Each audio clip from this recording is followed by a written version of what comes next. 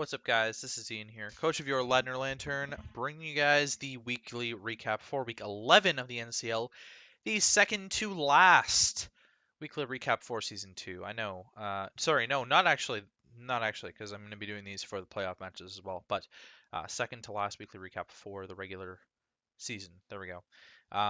Yeah, so what's up on docket today is same as normal, and we'll just hop right into things. So, first up is the move kill leaderboard. As of week 11, Ice Beam sitting in first place with 28 kills. Earthquake with 26 kills in second, and Moonblast in third with 21. Moonblast overtaking Thunderbolt by quite a margin. Pardon me. Thunderbolt actually did gain a kill this week, up from 18 to 19, but Moonblast skyrocketed past it with like 4 or 5 kills up to 21. Ice Beam looking like it's probably going to stay at the top. I have a few week 12 games that I have to update on the dock, but week 12 is in full swing, guys. So we actually ended week 11 a day early because everyone got their matches done. Week 12 is in full swing, the last week of the regular season, and I'll talk about all the playoff teams and stuff like that in the playoff picture coming up shortly. You guys should be able to see it tomorrow, I would think. 120 unique move kills now. A few things getting their first kills this week. Iron Tail and Spirit Shackle being the big ones, and I think Shadow Claw maybe, or maybe something else that got multiple kills that wasn't on here before. Pretty cool stuff. 11 unique Z move kills with 22 actual Z move kills. That's the same as last time. No one got any Z move kills this week. In terms of your kill leaders, wow, look at that. Holy cow. Amazing high definition sprites. Yeah, I actually just got access to these HD sprites, and so we're testing it out. I'm testing it out in smaller areas, and then we'll see if I'm going to add that to the NCL Season 3 dock rather than my regular sprites. Although they will all have to be shiny, so that's one downside. Excuse me. Excuse me. Melodic and Conkeldurr both tied for first once again, both of them with a plus 12 differential. Melodic with 14 kills and 2 deaths, and Conkeldurr with 18 kills and 6 deaths. In second place, which is actually third on here, is Volcarona by itself with 15 kills and 5 deaths for a plus 10 differential. And then tied for third is Mega Altaria with 14 kills, 6 deaths, Mega Aerodactyl with 14 kills, 6 deaths, and Gengar with 16 kills, 8 deaths, all with a plus 8 differential. But I'm not going to put 7 or 6 Mons on here, so we're leaving that how it is. Jed took a loss to me this week, actually. He lost a 3-0 match to me. It was closer than it probably should have been, but at the same time, it was also a matchup where Jed had a really hard time with Alolan Sandslash.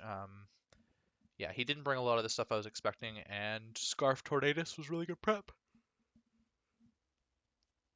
Excuse me. Otherwise, Nihilego would have at least gotten one more kill than it did. Next up is Austin, who took a loss this week to Nacho and the Detroit Terravolts in a match that didn't even matter. Neither of them were playing for anything, except Austin has been playing to get Mega Altaria further up the kill leaderboard at the end of the season here.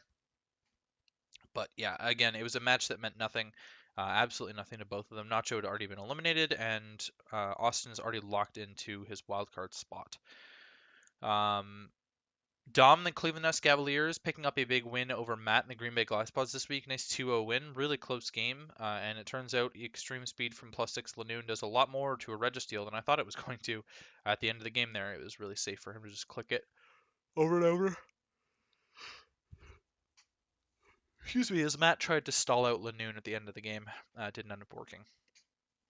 Matt actually brought Decidueye to its first game of the season this week, which is really cool because we haven't seen it literally at all until week 11 in a match that doesn't matter necessarily for Matt, but it could have. And I'll touch on that in playoff. Well, no, maybe I won't. I've touched on it in the playoff picture already. Basically, if Matt had won that game, he could have clinched his division, but he lost. So Dom has a shot at winning that division now after losing to me in week 10. And he also, yeah, and I don't know, kind of crazy. Next up is Nacho, who ended up beating Austin with a really cool Mega Diancie set, pulling Mega Diancie's differential out of the gutter, and also putting Mega Diancie into double digits in kills this season. Matt lost to Dom in a really tight game. I feel like if Mega Sharpedo came, then maybe this game would have been different, at least a little bit different, and unfortunately it didn't work that way. Next up is Cade and the Krabby Dabbies, who took another forfeit loss this week. He forfeit to Daniel and the Seattle Raptors. Pardon me.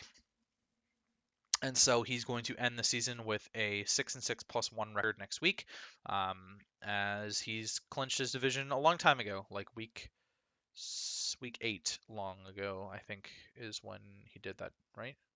No, week 9.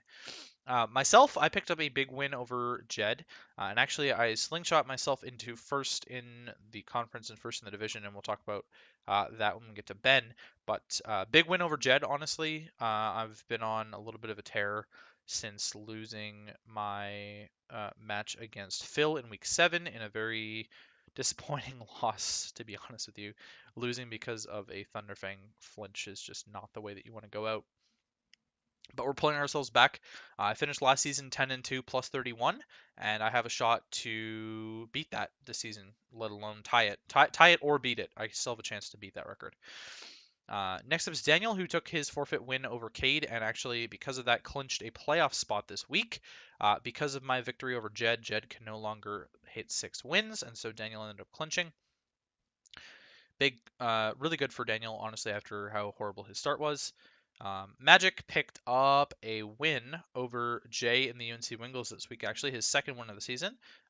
Pretty close win, and I think Scarf Pelipper ended up just cleaning up some stuff with Hurricane at the end, which ended up helping Magic a little bit. Oh, excuse me. Because Pelipper had the worst differential in the league, but now Meloetta has the worst differential in the league. So he still has him on at the bottom. It's just not Pelipper anymore. Ben actually lost a really close match to Phil in the Wiltshire War Turtles this week. I knew it was going to be game of the week going in, and it proved to be that. Nice 1-0 victory for Phil over Ben, which actually pushes Ben down into second place in the conference and in the division as well, forcing him into a spot where he doesn't control his own destiny anymore. And that's a little bit scary considering how consistent he'd been playing throughout the season. I don't know. I don't know. I think that match mattered. The match mattered a lot, standings wise. It really did. Because if Ben won that, then essentially Ben had the division in his grasp going into week 12, and because Phil won, Phil ended up clinching his division. So there you go. Jay took his loss to Magic, which was really unfortunate because Jay was making an end of the season run for playoffs, and if he won that match, then he would probably still be in the race. I don't know. Well, he still technically is in the race for week 12, but he's definitely far behind in the race. That's for sure. Actually, no, maybe he's not. Is he? No, he's not. Actually, he's not because Dom hit 5 wins this week, which means Jay was eliminated this week in week 11. So there you go. Unfortunately, because of his loss to Magic, he was eliminated from playoffs, which kind of sucks because I thought that he would really pick up the win over the worst team in the league, the worst record team in the league. That's kind of just one of the teams that you have to beat. Last but not least is Phil picking up his really tight win over Ben, heading into week 12, guaranteed the top spot in the Hoenn Conference. Not that that necessarily means anything, but he is.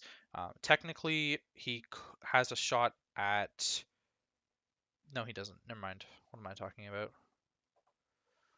Because even if he wins 6-0 against me and Ben loses, then he still can't make top spot in the league because I'm plus 27 right now. So, no, actually he could. He could because he'd be plus 23 and I would be plus 21. So Phil does have a shot at top spot in the entire league next week, which might motivate him a little bit and might motivate other people as well. Really boring weekly recap this week. I'm sorry, guys, but next week is going to be better.